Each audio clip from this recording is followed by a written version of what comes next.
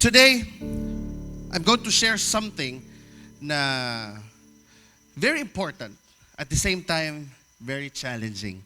You can hear this message every year, every time na I retreat. This is part, by the way, of the topics. But kaning a topic, it was very challenging for me personally, no? Kasi nanani siya outline kaning a topic na ni. So it would be not easy, no? Pero dili na kay ko mag-take og time to study about it. But God is whispering to my ears, no, last Friday. Ana siya, dugangin na. Daghan pa kay pwede madugang ana. So for the past 3 years that I've been sharing the message of the Lord, kaning a message na ni mura ning naabtan kog alas 6 buntag ganina. No, natog sa ako niya ni mata alas 5 and then continue to study. No, and I was able to send my outline for the PowerPoint sa tuwang team. No, Claire, thank you so much for making the PowerPoint. Palapakan nato atong multimedia team. So anyway, today I want you to open your Bibles in the book of Psalms chapter 106.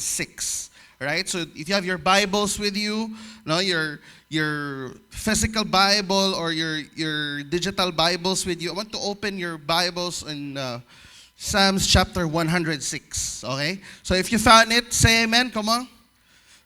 Ay, dugaya. Amen. All right. So this verses, now specifically this chapter, talks about two things. First is rebellion. Second is submission. Now, as we read verse 39, shall we all stand, no, as we honor the word of God today? Let's all stand. As we read Psalms 106, verse 39 to 45, I'm reading from the New Living Translation. It says here, "They defiled themselves by their evil deeds, and their love of idols was adultery in the Lord's sight. That is why the Lord's anger burned against his people, and he abhorred his own special possession. He handed them over to pagan nations, and they were ruled by those who hated them. Their enemies crushed them and brought them under their cruel power. Again and again, he rescued them, but they chose to rebel against him, and they were finally destroyed by their sin. Even so, he pitied them in their distress and listened to their cries. He remembered his covenant with them and relented because of his unfailing love." Let's pray. Father, we thank you, God, for this day. Lord, we invite your presence to be with us, Lord God, in this church, in this family, in this community. I pray, God, Lord, you will whisper to our hearts today. You will speak to our hearts today, Lord, through your word. And I pray, God, that, Lord, everything that we will receive, Lord God, we will apply it in our daily lives. Thank you, Jesus, for everyone who came here. And Lord, our only prayer today is that we will go out of this place better than we came in. In Jesus' name, amen and amen. Before you sit down, tell 5 people beside you, God is good. All right. 5 people, wag isa. Sabi mo, God is good. All right. Let's all be seated. The title of this message is Rebellion to Restoration. It has a subtitle, The Power of Submission. Now, ingon ako ganina, I want to focus on 2 important words in this title. No, this was also the main topic ani nga verses na ni. Rebellion and submission. But I want, of course, to start on a positive note, no, with the word submission. Kaning word nga submission, sometimes na misunderstood ni siya. No? Especially if you're offended.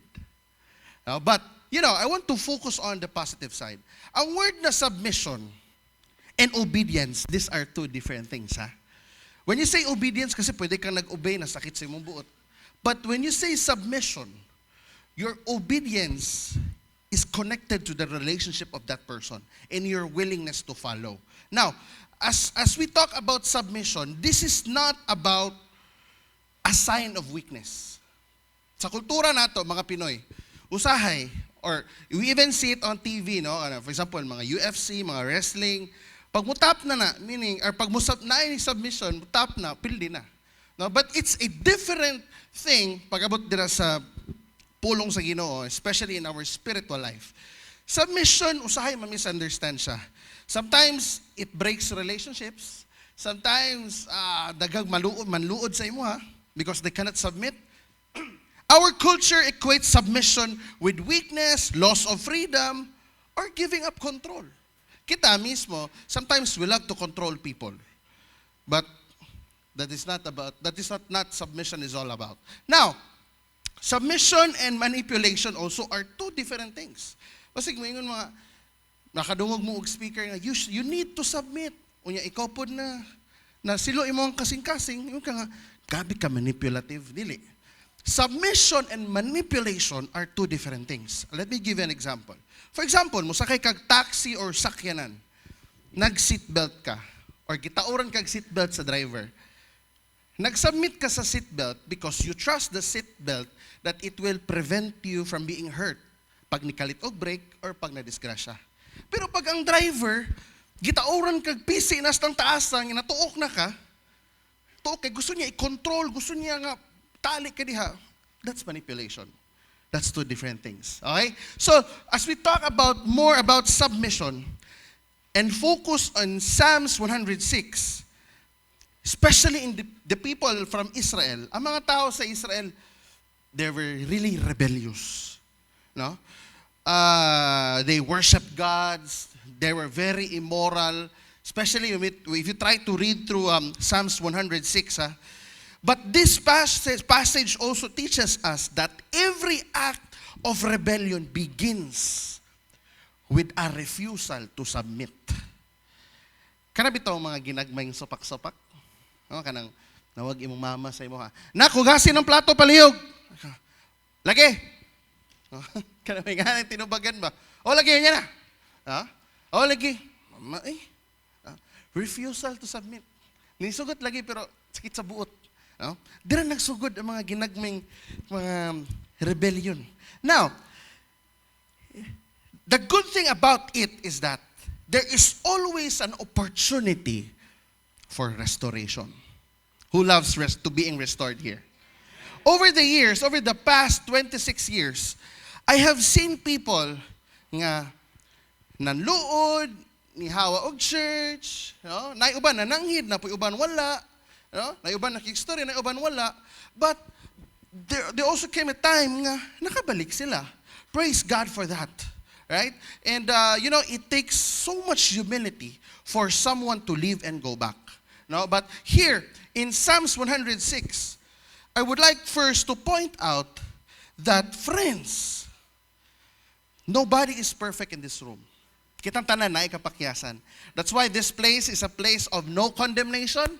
All right? If you hear this message, basta ingnan nimo, patay ako magipaigan ani bay. Oh, basta taud-taud ani na mo walk out ba no? Wala. No, this room is filled with imperfect people. But we are all children of God. Amen. Ingon pa sa ato ang pastor, dili ta makasasala. Nakasala lang, pero anak ta sa Ginoo. Right? All right. So, as we focus on Psalms 106, God was so faithful even if we are not faithful. How many times siguro naay season sa imong kinabuhi nga kanang Sunday na pod, biskay lami kay katog, simba na pod, nag-text na pod ako ang leader, nag-text na pod si pastor, musta man ka brad? Wala lagi ka last week, no? Na yung mga inana, kumusta man ka sis? Wala lagi ka, we miss you. Diba? Simba na pod. Ay nana, faithful gapon si Lord sa imong kinabuhi. That's a good thing about it. But here in Psalms 106, His grace should never be taken for granted. Living in continual obedience and submission to Him will give us lifetime freedom. Now, I want to give you briefly, three important reminders. I won't call this rebuke, kay basig strong ra kayo. No? Now, ang pag-submit, medyo lisod ba ya? No? Kasi sa inyo, Dre, nga ka nang mag-submit mo usa ka tao, at first, naglisod mo. No? Government. Kasi by the way, I want to mention there are two types of authority. Kasi there is no submission. Wa man tay submitan no kung walay authority. Now, there are two types of authority. Number one is the direct authority, which is si Lord, si God. And ikaduha, the delegated authority, which is our government, no? Pag government mangyam inada yung no? Our parents, our boss, no? Mga employers nato, right?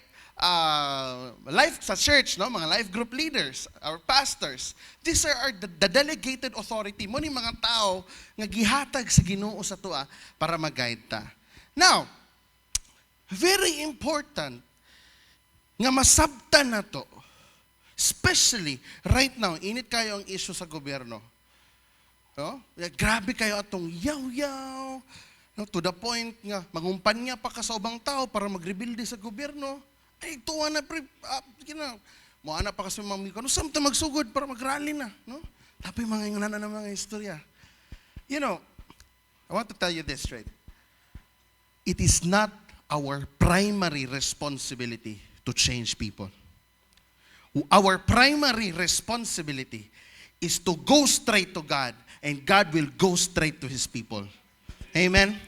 God, our primary responsibility is to submit everything sa Ginoo. Because in the first place, dili tayo nga naka-influential, no? Bisa pag pila ka book shares, likes ng ma-post na to sa Facebook, sa TikTok, di na makausab sa tao nga nakalingkod sa gobyerno. But we can do our part by praying to God, sumbong sa Ginoo, no? Storya tanan kay Lord, kaysa dito kas comment section makipagbugno. Keyboard warrior. Pag open sa mga Facebook, works at the word for everyone. Kaulo. Huh? Ulo kayo. So, you know, friends, I want to share quick 3 principles. Number 1, rebellion corrupts our heart. Tell the person next to you, watch out. It says in Verse 39, they defiled themselves by their evil deeds, and their love of idols was adultery in the Lord's sight. Take note of the word deeds. When you say deeds, no, it's their way of life. Binuhatan na nila. Pero, asa nagsugod? Sa kasing-kasing. Because submission is first a matter of the heart. I believe it's not a matter of character. What it matters good sa ato ang kasing-kasing. Because when we stop submitting to God internally, compromise eventually becomes visible externally. Pag dili ta kasubmit sa Ginoo, expected na dili ta kasubmit sa tao. Right? Di ba pagka pwede mingon nga, I only submit to God, no, dili sa mga tao. No, that's too impossible. That's why, friends, let's check our hearts. Inay mo katapad, check your heart. Kabalo mo, ang Israel, it did not become corrupt overnight. Like kanang karon, no, nasilo sila, no, nasiligi pang buhat ng mga immoral na mga butang. They worship idols. And then the next day, rebelde na dahil sila. No. Nag-pile up na siya, no? They slowly adopted the sinful practices of the surrounding nations. No? The root issue was not merely sinful actions. It was a heart, come on, listen to this. It was a heart that refused to submit. Wata na yung katapat, kumusta yung heart? Bantayan na to ng kanang mga statement bitaw nga. Kanang mga statement bitaw nga, tuo man ka na. Supak lang good, testing lang. Diba? Bigay lang na. Kanang mga inana ng mga statement. Ay na, tuo ka na. Ay na, pananghid kay boss. Ay na, pananghid. No? Ay na, pananghid si mong leader. Tuo ka na. Mananghid ka sa imong boss, di mong kasugtan. Ay na, pananghid. No? Kanang mga inana, refusal to submit. Very important that there is always willingness to submit to God, our direct authority, and to our delegated authority. Atong parents, government, boss, kauban sa balay, leaders in this church, it's very important. Because when we reject God's ways, compromise gradually becomes a lifestyle. That's why God's ways should always be over and above our preferences. God's ways should be over and above what we know. God's ways should be over and above what we think. Inay mo katapat, God's ways always. You know, friends, karong mga panahon naman good, I believe we are on, I hate to say this, but we're on the last days. We're living in evil generation, unfortunately. Today, ang compromise kasi, it looks like choosing culture over scripture, prioritizing pleasure over obedience, justifying sin instead of confessing it. And I want you to remind of this. And let us also check on this. Because rebellion begins in the heart before it appears in our behavior. And you know what's dangerous about this? Ang pagiging rebelde ra ba? Makatakod. The worst thing about this, mas dali pa matakdan sa rebelde kaysa sa mayang tao ang ubang tao. Right? Kasi since it starts from the heart, no? Unya pag close mo, istoryahan mo na ang tao, kaning tao istoryahan mo, unya napod siya nasilo po siya na, pareho na mong nagrebelde. What started in your heart starts to manifest in your actions, in your thoughts. Ayan na. Sira ang puso mo. That's why, friends, let's stay careful. Kasi karong mga panahon na, usahay atong gina-justify ang sala. No, before ta mo ingon nga sala na siya. Tistingan na to explain mi kay basig masabtan ra ta. Tistingan na to doon na to ginobi kay basig mosabot ra lagi na. No? Sabot ra na okay ra na siya. Prioritizing pleasure over obedience. Unahon ang palami kaysa mosunod. No? Dili dapat ingon na. Right? Because it is very important to prioritize our submission to God than our selfish desires. You know, very important. I mean, sharing this one also. Growing up, man good. Of course, close yun kayo ko sa ako ang mga ginikanan, no, our dear pastors. Si Tats, may gumigid kami ana, no. Iyang style, lahi man good. Kanang, hapon ka na. Gira na. Pagabot kay nanay, pagtarong niyo, kung si unti ka.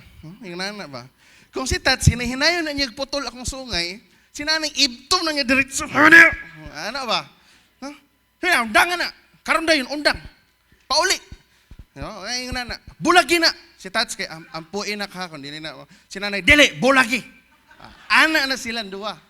No? Before close kay ni Tats, sa naman ni ana.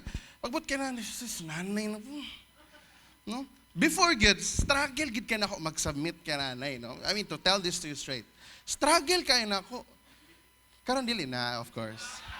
Gibag-o na to sa Ginoo. Pero, struggle ka may. Dili na struggle. Stra na lang. Joke lang. Joke lang. Before, it was very struggling. Because I have my own preferences. I have my own point of view. So, kay dili lagi na. Paminaw ba ki? Paminaw kay gikan ko sa mua na. Wala na, pildi na dayon. Giliog, no? Paminaw. Huh? It was really different, no? Pero, as time went by, kayo ko, sakto man po di ay. Kaya kung wapog ko naminaw ato sa una, wala. I'd rather suffer a short-term pain rather than endure a lifetime of regret. Yun. Ayaw to status, ha? Ayaw sa status. Let's give a hand to our dear senior pastors. Come on. Labakan natin sila. Happy Mother's Day. No. You know, let's take care of our heart. Dili gid kasugod tanan. Ingon sila, follow your heart. Sure, ay. Dili gid. Ayaw. Follow Jesus. That's the best thing about it. Number 2. Ano ko ganina? Rebellion starts in the heart. Number 2. Rebellion leads to bondage. Sa sugod, banding-banding pa mo. Kadugayan, bandage na. No? Sa una, mga sinaunang panahon, no? Bago pa lang nauso ng mga group chat, diyan nagsugod ang mga rebelde. No? Kana magkampi-kampi. Bitaw no, kabantay kinikuan. Bitaw no. Yan. It says in verse 40 to 43, that is why the Lord's anger burned against his people, and he abhorred his own special possession. He handed them over to pagan nations, and they were ruled by those who hated them. Their enemies crushed them and brought them under their cruel power. Again and again, say it with me, again and again, he rescued them, but they chose to rebel against him, and they were finally destroyed by their sin. In short, deliverance without transformation leads to repeated failure. It's a cycle. Example, grabe ka challenging sa imong life. You have let's just say, a marital problem. No? Away mo sa imong asawa. Kay dugay ka mo uli, hilig kag basketball, kalimot ka sa inyong anniversary, no, karang mahinga na. Pagulig balay, away. No? And then, sayloon ka sa iyong asawa. After 2 weeks, away na pud mo. No? Lalis na pud, lahin na pud ang issue. Kaya wakagatuon og luto, wakagatuon og panlaba. No? Pero nag-uli na pud mo, kaya nakatuon man ka na may YouTube bro, na TikTok, kabalo na ka. A few weeks after, away na pud mo, kaya lahin na pud ang issue. It's a cycle. It's a cycle that we never learn. In the lives of the people from Israel, God allowed Israel to experience the consequences of these choices. He gave them into the hand of the nations. Their enemies oppressed them. Take note. So verse 43, again and again, or in other versions, many times He delivered them. I know there are some people here, na especially katong mga dugay-dugay na sa Ginoo. There are some people here na kapila na kanibalik, kapila na kanihilak, kapila na kani apilog retreat, kapila na kanatumba, no? Tumba ka, giampuan ka ni pastor, tumba, no? Pagtindog nimo, bayot lang gihapon, no? No? Pag-pray sa imo, pagbangon nimo, balik na pud kag panlibak, balik na pud ka taya og luto, no? Ay mga hinana, it's a cycle. Hilak na pud ka, dul na pud ka sa Ginoo. Ampo ko pastor, pagkamandig, yawani, no mga hinana. Huh? Mo ni nahitabo. It became a bondage. It became a deadly cycle. It's because nagsigig balik-balik, sigig balik-balik. Siguro gimingaw ba, no? So here, there's one word missing. It's the word deliverance. And deliverance is always a partner of the word transformation. Dili enough na ampuan na ka ni pastor, bago na dahin ka. Bagawas si morning up of you, tulid na din kay kamulakaw. Praise God, hallelujah. Anak na din kamulakaw. Dili. Once you are delivered, once paghumanog ampo sa imo, you have to do your part. There should be willingness from you that starting today, I am never the same again. Dapat buhatan ginatog decision. No, I'm also preaching to myself right now because it's everybody's struggle. Every time nga naatay decision nga mag-usab, yes, kuto brata sa day 1. Pero asa ang day 2, day 3, day 4? Balik na po tag day 1. Diba? Example, financial struggle. You keep on praying, God, thank you for the provision. Thank you, God, that you will provide my needs. Patakar mo gagasto. Hindi ka matingala ka for the last 15 years na puro kag utang. Dili si Lord ang problema. Ang problema, wala ka na deliver. You have to learn. We are listening to biblical principles, but we also have to integrate the principles that God has given sa mga tao na how to live their lives properly. In the area of finances, daghan kayo sa health nato. Lord, thank you for the good health, Ginoo. Pero pag mga na may coke, luod man, ay chicheria diya, parat, kita kong parat man.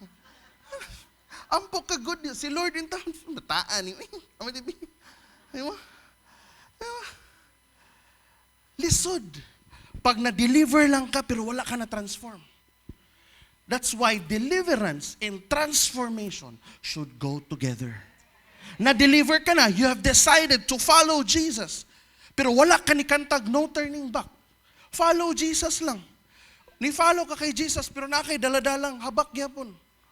Follow Jesus, pero na kay gidaladalang unforgiveness. Follow Jesus, pero na kay gidaladalang hate sa imong heart. No. When you say you follow Jesus, naanay apelyido nga, no turning back. That is the deliverance and your transformation. That's why, friends, it's very important.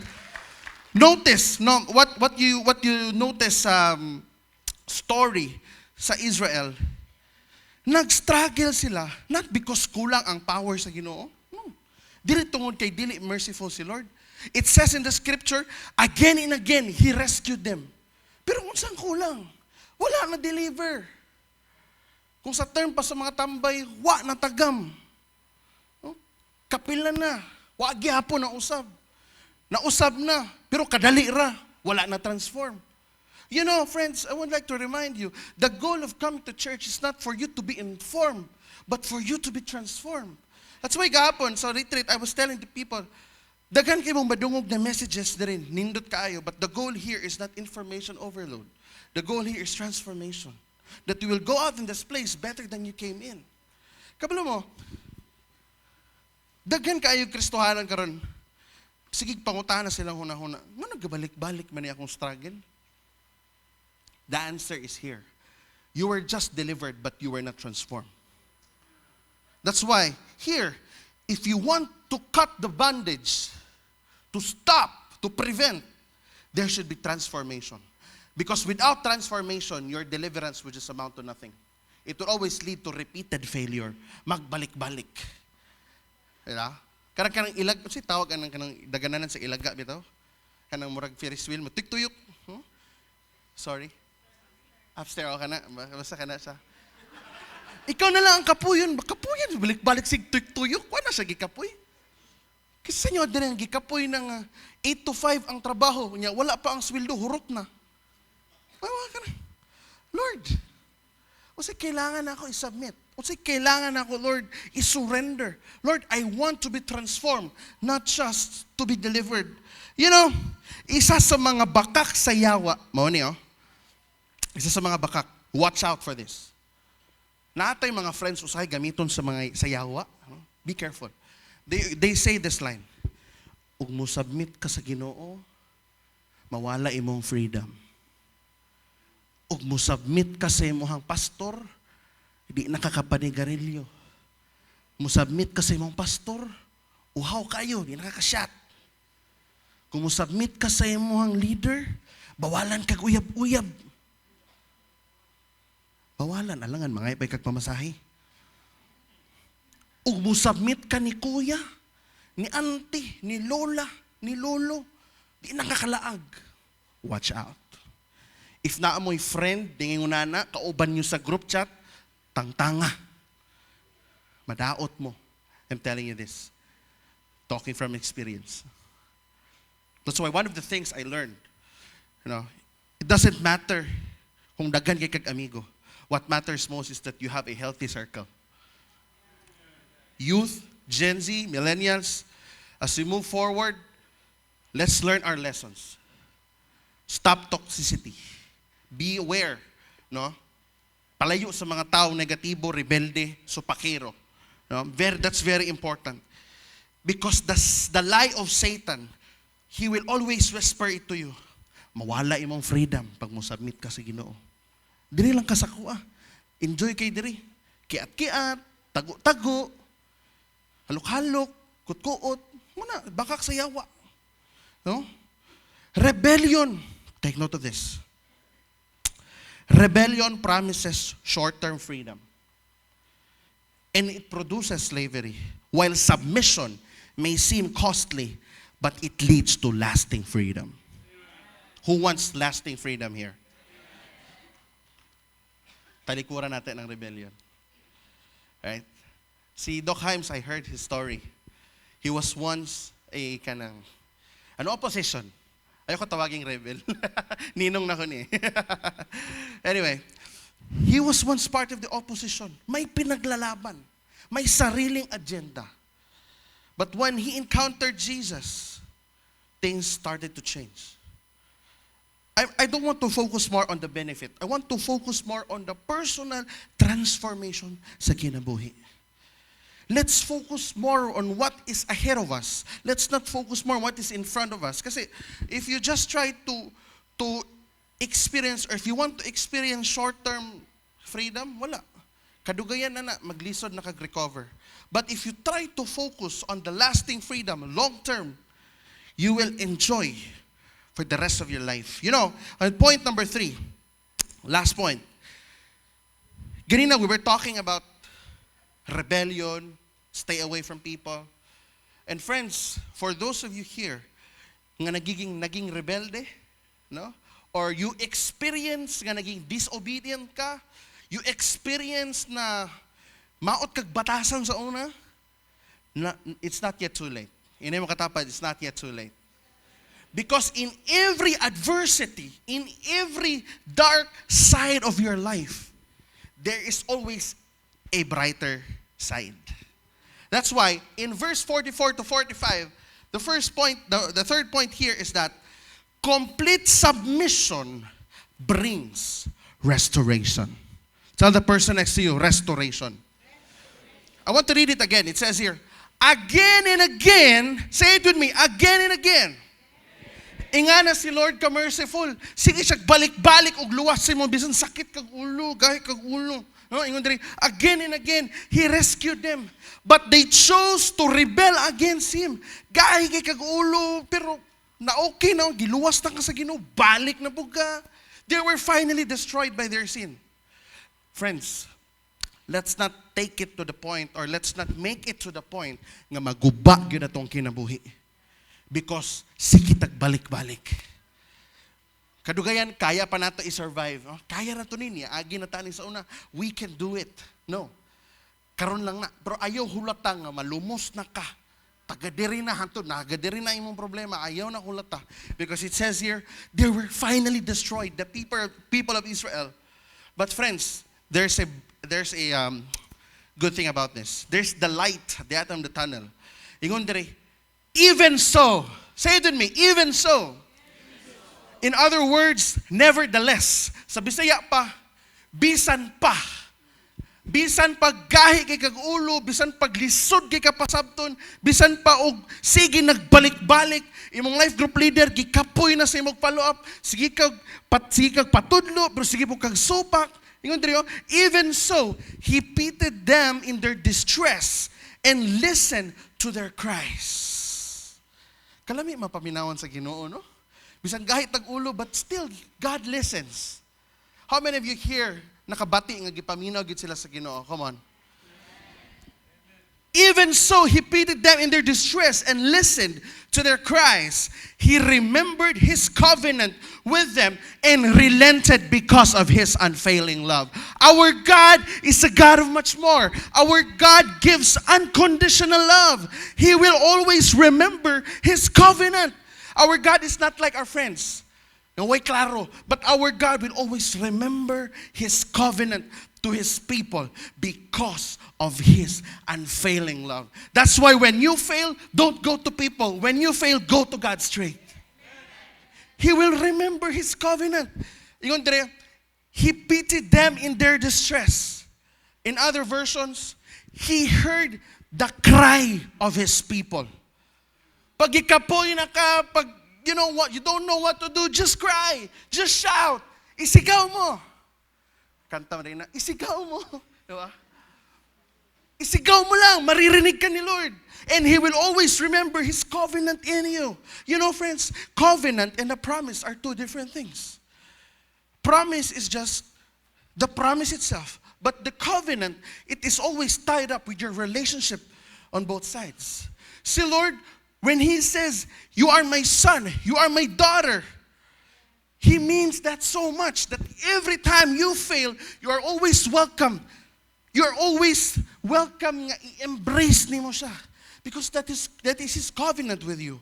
He is always willing to give His unconditional love. That's why, friends, no matter what happens, no matter unsa kalalom ang imong gikalot, unsa kalalom, rock bottom na, just always Cry out to the Lord. Go back because His unfailing love will always be with you. He will always remember His covenant. Come on, let's give God the glory. You know, I want to tell you this. God's mercy is greater than our misery. God's mercy is greater than our kapalpakan.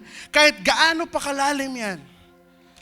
The love of God is deeper than anything else in this world. Even after rebellion, God's mercy remains available. Ang sarap nun. Even at those times, na wala na tayo amigo nga matawag, but when you call on to God, He is always available for you. His mercy never runs out. He is always there to embrace you. Just come to Him. Just submit completely to Him. Many people want blessing. Many people want healing. Many people want breakthrough. But God desires something deeper. And that's a surrendered heart. Gusto tag blessing, gusto tag breakthrough, gusto tag healing. God wants just one thing. He wants a surrendered heart.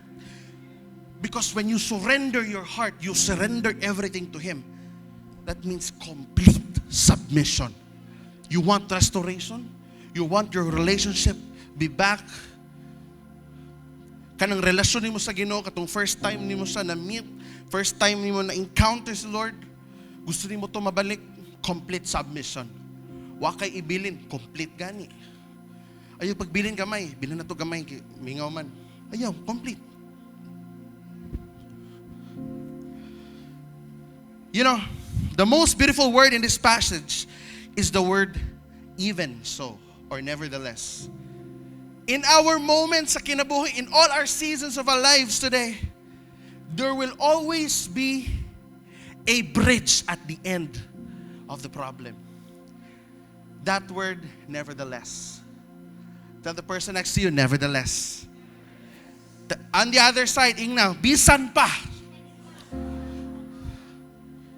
Bisan pa, ug musimba lang ka, no? Every time ting birthday ni mo, love ka pa rin ni Lord. Pero kung gusto ka, na ma-fully restored ka, completely surrender.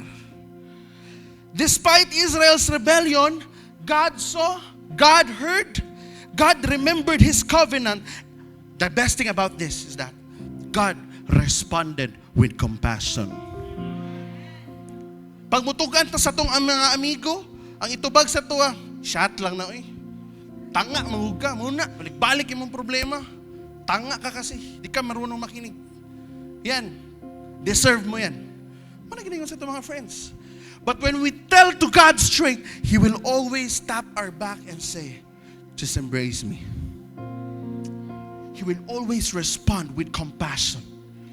The heart of God, way makatupong ana. Way makatupong ana. You know? No matter how many times you have failed, God is willing to restore the one who humbly, take note of the word humbly, returns to Him. There should always be humility. Very important. Many times, 100 times, 1,000 times you failed. The moment you humble down and return to the Lord, dako kayong kalipay sa ginawa na. For some people, over the years, because of some challenges, they have left the church and now came back. No, of course, aside from the pastors and the people nga nalipay because you came back, si Lord, dakupod kay ihang kalipay. Inibalik mo. O dili lang kay nibalik mo, na-transform pag yun. Because as what I mentioned, deliverance without transformation is useless. For all our retreat delegates, guys, the Lord is so proud of you.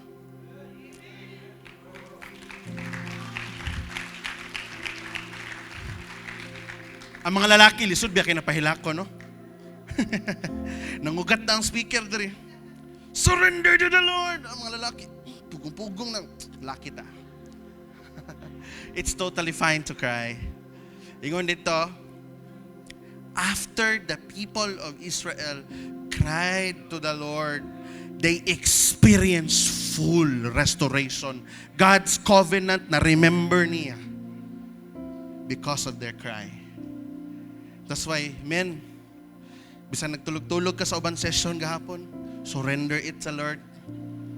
Huh? Karong hapon, ayok dikit sa poste ha. Dito ka patunga. Para dili ka makatulog. Asa to si Ran. Ran, palungon na to tanan aircon niya para walay makatulog ha. You know, if there's one important thing I want to share with you. God's mercy, no, isa sa mga realization upon reading this verse. God's mercy was never meant to give Israel permission to continue rebelling. Ang pagka-merciful sa Ginoo, wala na naghahatag og lisensya para padayon magrebelde ang mga people of Israel. But His mercy was meant to lead them back into a relationship with Him. Mao na ayaw ninyo i-ignore ang pagkabuutan sa Ginoo. No, kana maingon mga, hala bisan wa tay simba-simba no, maayo gyapon kaayo si Lord. Bisan wala tay klaro atong commitment, bisan wa tay ampo-ampo, faithful gyapon si Lord. Okay man na, pero dapat nakibuhaton. You go back to Him because that's the purpose of His mercy and grace over our lives. Let's go back to Him. Tell the person next to you, go back to Him. Siguro na uban sa tuwa, we're living in a cycle. When God blesses us, we drift away. No? Gibless tag maayo sa Ginoo. Travel ta bisan asa, bisan Domingo absenta. Sorry. We drift away. We experience the consequences of our choices. We cry out to God, hilak ta sa Ginoo. Gi-rescue ta sa Ginoo. Pag human rescue sa to, balik na pud ta, no? That cycle is so tiring. Nakakapagod po 'yon. Tell the person next to you, it's time to break the cycle. Let's break the cycle of rebellion. God is inviting us today to break that cycle. Not by trying harder, but to surrender deeper.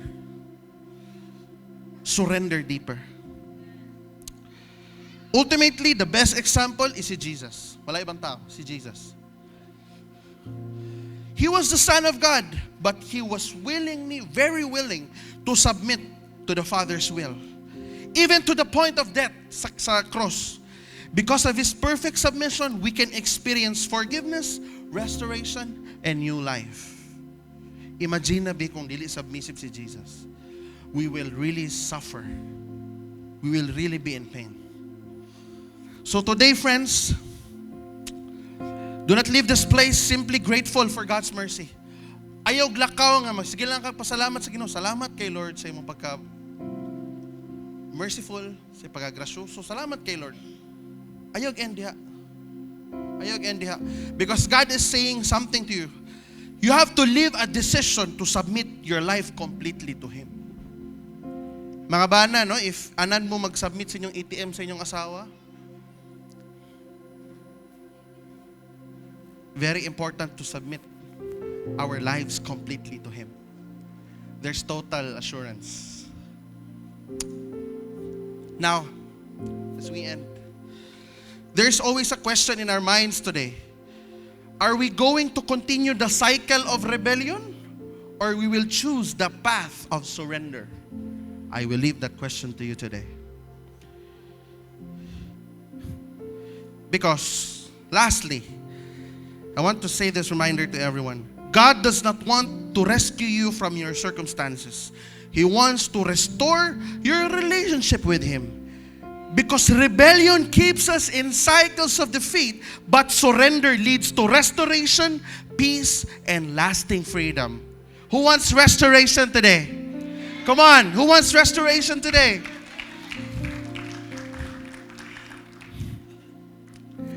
Ang ato ang kinabuhi usahay, murag ka ng batang gamay ba? Nga nagtuon og bike. Nga ka nang nabito, nagtudlo na to. Tudloan na ta, yung nani pag-drive og bike, diri ka mo agi ha, kay kung muadto ka diha sa kilid, matagak ka sa kanal, giingnan na ta, ngayog agi diha. Pero ni agi gihapon, natagak. Tungod kay natagak ta, nasamad ta, napangos ta, naguba atong bike. Kung sige buhat sa tong amahan. gitambalan ta, butangan tag bandage or butangan tag kanang alcohol or unsa ba para mawala ang samad, gipaayo atong bike. Pero panayon gyapon ta pabadlong adto gyapon ta to sa dalan nga guba.